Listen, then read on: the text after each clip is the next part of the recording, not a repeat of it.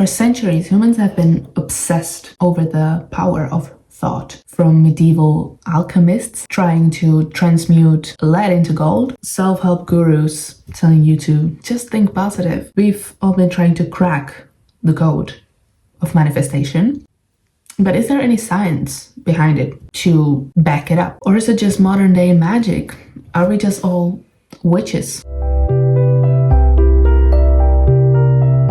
Today, I'll be unpacking manifestation, and I'll be doing that mainly because, first of all, it's my kind of like interest, and also because it's new moon in a few days, and a lot of people manifest on new moon, me included. So yeah, we'll see. I wanted to light this candle. It's beautiful, Copenhagen. It's white flowers and vanilla. Smells extremely good, but it's almost done, and I cannot light it. I always get burnt, so you have to bear without it. I'm just gonna open it so I can smell the beautiful smell. Moving on. We'll be taking it from a psychological perspective, not just the like visualized $1 million and it'll appear. No, but the real brain-based behavior science kind, of the alchemy of the mind kind. Because believe it or not, your thoughts do shape a reality, but maybe not in the way that you may think, and not in the way that TikTok and Instagram wants you to believe. So let's get into it. First off, why do we even believe in manifestation? Well, it all comes down to one thing, which is the brain is a filtering machine. There's so much going on in the world at the moment for us to process it all at once. So our brains cherry pick and nitpick what's important based on what we focus on. This is where psychology kicks in. There's, if you want to know the whole scientific thing and the name of it, the reticular activating system, which is basically the brain's filter. So we can just call it the brain's filter, and it decides what information is worth focusing on and worth noticing. Then the confirmation bias, which is your brain actively looks for proof that what you believe is true. And then another scientific word, neuroplasticity, which is the brain physically rewires itself based on repeated thoughts. So you know what I'm getting at. I think you know. You've heard of that thing where you learn a new word and you suddenly hear it everywhere, or you see a red car, or you get a red car and then you see red cars everywhere. That's your reticular activating system at work. And it's like your brain saying, this is relevant now.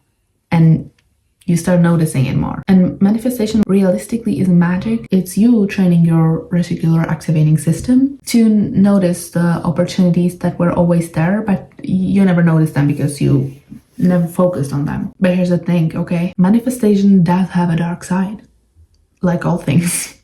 And not many people really talk about it. Or maybe people do talk about it. I know I've seen a few people talking about it, but not as many people as you may think would talk about it. There's this low-key damaging idea that if you're not successful, it's because you just didn't manifest hard enough.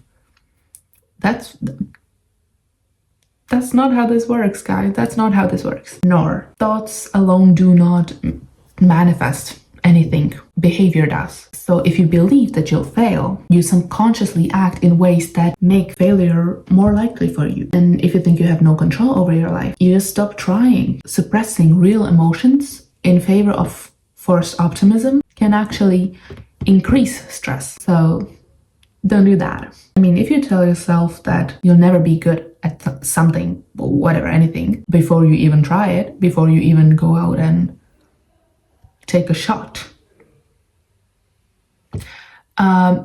not like drink shot, but like take a shot at that thing, yeah, you will inevitably avoid that thing because you're scared, reinforcing that belief. You get me?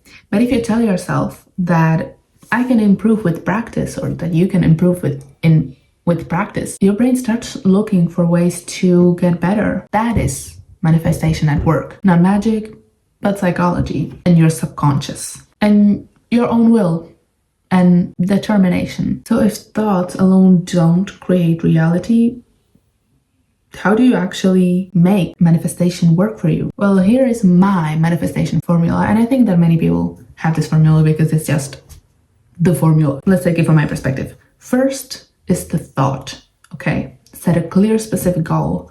I want to achieve this, I want to achieve that. Second is belief, not delusional kind of belief, okay? Not like, I want to make $1 million, I'll get sent $1 million to my bank account tomorrow. Nope. That is not realistic, that's illusional. But confident expectations that effort will lead you to your goal and to the results. Third is action.